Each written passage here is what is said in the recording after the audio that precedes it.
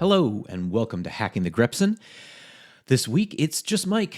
Matt is out for reasons, but I am here to give a short update on how the game making is going. Over the last couple weeks, I have continued to work on the default astronaut tutorial that we've talked about before. Both Matt and I have worked on this. I believe this week he went back to working on Love 2D stuff, but I stayed in default.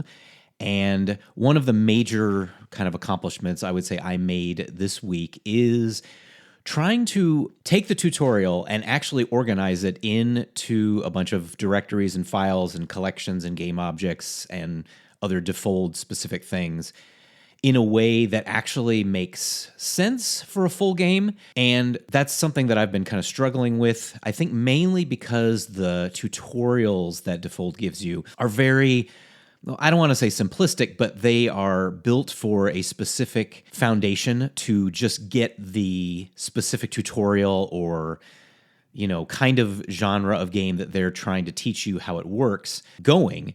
And there isn't a lot of kind of higher level game or level or object loading kind of boilerplate that is, as I'm getting more and more into this, finding that I really need to understand and utilize.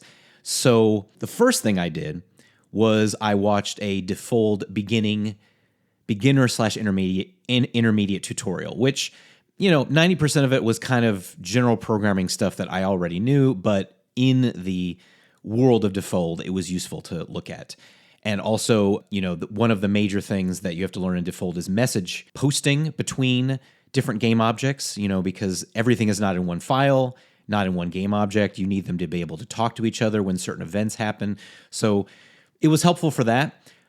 But I would say the second thing that I found that was the most useful was this collection of games in default that someone has made. Their username on GitHub is benjames-171.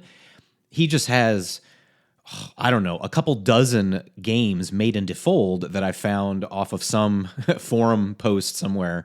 And they're all full games, and you can just download them. They're open source. You run them. They work. And I found this one specific one called Crystal Caverns 2, which had a completely different kind of file and folder structure organization than any of the tutorials that Defold has put out there. And I was like, oh, okay, wait a second.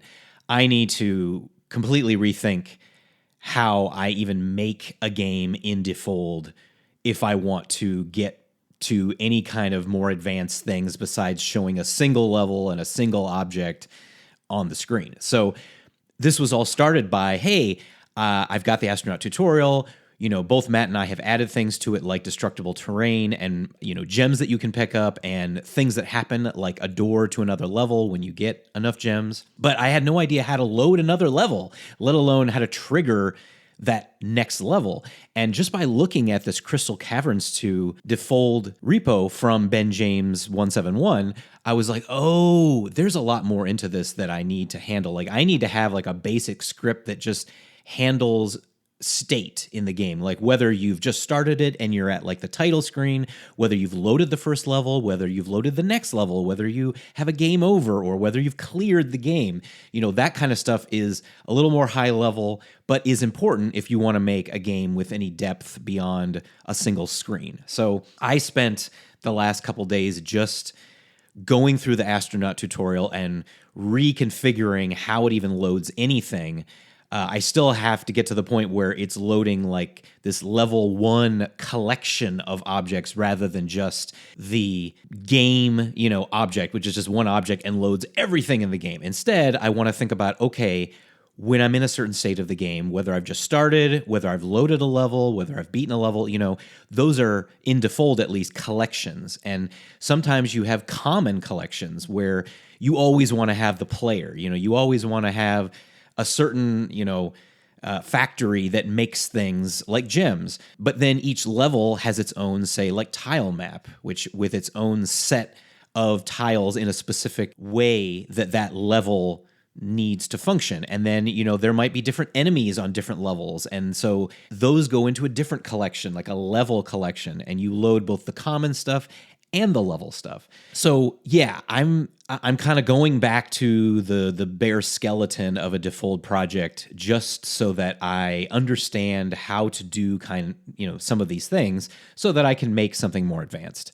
And so that's what I've been doing, but I still don't quite have a game that I can send to Matt and say, here, play this, it's done, it has a goal, it has an end state, all that kind of stuff. I'm close, I'm much closer, but I had to do that kind of fundamental foundational thing to my project to understand how to get it to a higher level than how it started. One of the things I just learned about are collection proxies, which are kind of like a shortcut that you can refer to a collection at a higher level, even though the collection is at a nested part of your directory or file structure in the game. So that's something that's neat. As far as what I know that Matt has been working on, he shared with me kind of a more ground. He obviously did something very similar over the past couple of weeks, where he worked on the slingshot movement mechanic that he's been working on, where you kind of click on a character and you pull your mouse cursor back, and depending on how far you pull back, changes the force, and also which way you move the mouse changes the direction that your character is going to move, rather than a projectile that your character creates. And so I can see he built classes for specific objects and shared that repository with me, and so I've seen that. So I kind of am sticking with the default for now, and he has gone back to Love 2D. But honestly, they're both Lua, and they both are helpful towards making our eventual game that we start on once we're done prototyping all these kinds of things. But that was pretty fun to work with because he's got the ball, it's in a room, there are boundaries, you can pull on the slingshot and it moves. I even messed around with a variable that changes essentially like how far back you can pull it, so that I could make it go even further than the version that he uploaded. So we're both making progress. We still don't have like a game that we're working on together, but that's because we're still trying to figure out the tools. But we have made progress, and that's good to see. And that's kind of where we're at. Hopefully next episode, we will come back at you with both of us, and so we can talk more in depth about the progress we've made, and maybe we'll even have a small, quick game that each of us has made that the other has played and can talk about how, they can share their feedback about how far and how much progress we've made. But until then, that does it for this episode of Hacking the Grepson. Thank you for listening. If you want to listen to our previous episodes, you can go to hackingthegrepson.com, where we have over 100 episodes to listen to. But until the next time we talk at you, you now may return to your regularly scheduled lives already in progress.